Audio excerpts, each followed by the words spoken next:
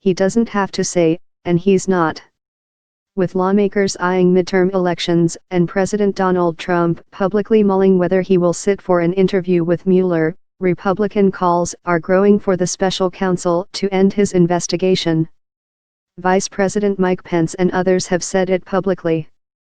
GOP lawmakers insist they've seen no evidence of collusion between Russians and Trump's 2016 election campaign. The longer the investigation runs, those calls are likely to amplify.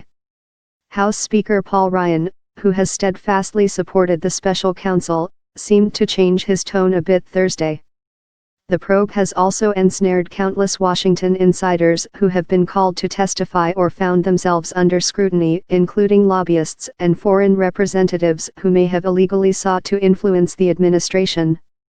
Large corporations like AT&T and Novartis have been contacted by Mueller and caught up in an offshoot investigation into Trump's longtime personal attorney Michael Cohen. The companies acknowledged last week that they paid Cohen for insight in the early days of the Trump administration. While Mueller himself still enjoys generally broad bipartisan support in Congress, particularly in the Senate, the secrecy of the investigation has created some anxiety about what is next. The president's lawyers have rushed to fill that vacuum, recently suggesting they've been told Mueller won't indict Trump and couldn't force the president to comply with an interview.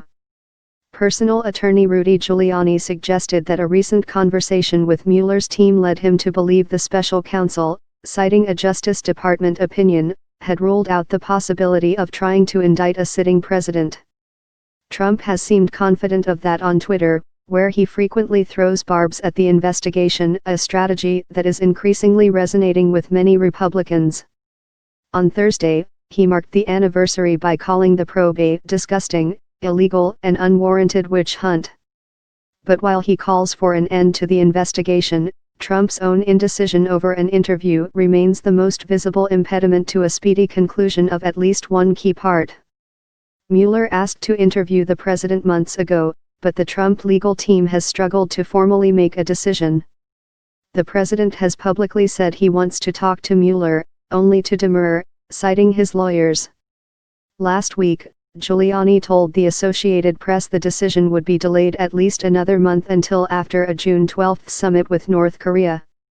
Giuliani said Mueller has indicated to the legal team that he's pretty much finished, with the exception of the president's interview. As far as we know, we're basically the last witness, Giuliani said. Beyond that, the endgame remains unclear. A final report from Mueller could go to Congress, a move that would become more significant if Democrats win control in this year's elections. It's also unclear how important the issue is to voters back home.